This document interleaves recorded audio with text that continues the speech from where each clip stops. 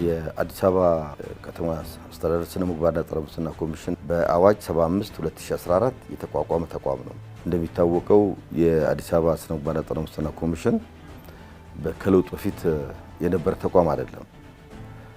አንዱ ለውጥ የወለደው ተቋም ነው ብሎ መውሰድ ይቻላል። ከለውጥ በፊት ለለውጡ መነሻው ነው ትላልቅ ጉዳዮች ብንወስድ አንዱ የሙስና ሌብነት ነው፣ የአገልግሎት ስጣት ነው። እነዚህ ነገሮች ናቸው።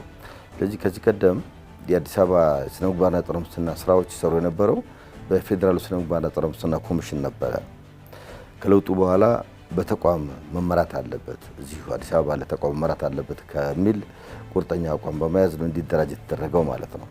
ቢሮ የማደራጀት መመሪያዎችን ለማዘጋጀት ደንቦችን የማዘጋጀትና ተጠሪነቱ ለምክር ቤት ስለነበረ መጋቢት ላይ 2015 ደንቦች ተዘጋጅተው ወደ ስራ ገብተዋል። 131 በላይ ዘርፍ ተኮር የአሰራር ስራ ጥናቶችን የመፈተሽ ስራ የማጥናት ስራ ሰርተናል። ከዛ ባሻገር የግንዛቤ ማስጨበጥ ስራዎች ከ4 ሚሊዮን በላይ ነዋሪዎች የግንዛቤ ማስጨበጥ ስራ ተሰርተዋል። ይህ በአንድ በኩል የጸረ ሙስና ትግሉን ተቀላቅለው አብረው እንዲሰሩ ነው። በሌላ በኩል ደግሞ ራሳቸውም ከጸረ ሙስና ከሙስና ስራ እንዲታቀቡ የሚያደርግ ነው ማለት ነው። ከስልጠናውም ጋር በተያያዘ ከዘርፍ ተኮሩ ከ480 ሺህ በላይ ዜጎች ነዋሪዎች ማለት የከተማ ነዋሪዎች በስልጠናው እንዲሳተፉ አድርገናል ማለት ነው።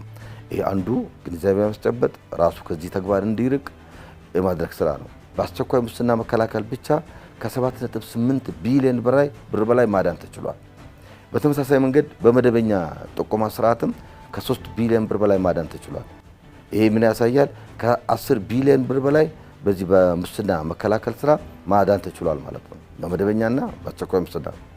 እንደዚሁም ተሿሚዎች ላይ የመንግስት ሰራተኞች በተለይም ትልቅ ሀብት የሚንቀሳቀስባቸው ለሙስና ተጋላጭ ናቸው ብለን የለየናቸው ሴክተር መስሪያ ቤት ባለሙያዎቹ ጭምር ከ131 ሺህ በላይ ሀብታቸው እንዲያስመዘግቡ አድርገናል ከተቋቋሙ በኋላ ማለት ነው። ከ9 ሺህ በላይ የሆኑ አመራሮች ባለሙያዎችና ደላሎች በአስተዳደሪ ተጠያቂነት ማስፈን ተችሏል፣ በህግ ተጠያቂ ማድረግ ተችሏል።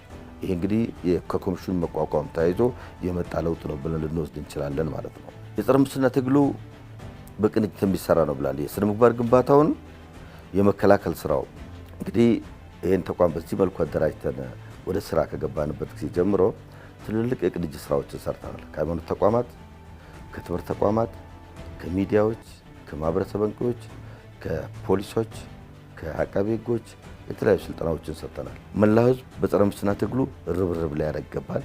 የኮሚሽኑን ተልዕኮ ለማሳካት ማገዝ አለበት የሚል መልእክት ነው ያለኝ።